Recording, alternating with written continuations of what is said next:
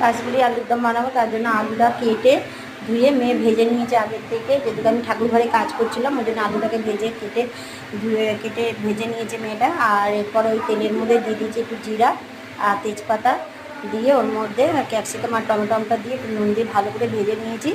এরপরে দিয়ে দিচ্ছি আদা আর কাঁচা লঙ্কা বাটা।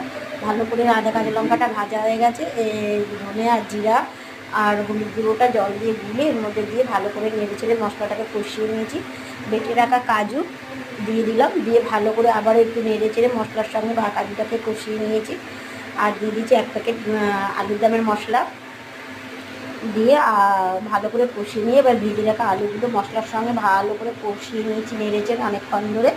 এবার দিয়ে দেবো বেশ খানিকটা জল, দিয়ে একটা ঢাকনা দিয়ে ঢেকে দেবো। আলুটা সিদ্ধ হয়ে গেছে, আর একটু বাকি রয়েছে আলুটা সিদ্ধ হতে। বেশ ভালো করে সিদ্ধ হয়ে গেছে আলুগুলো, না হয়ে গেছে ধনেপাতা চিনি দিয়ে নামিয়ে নিয়েছি।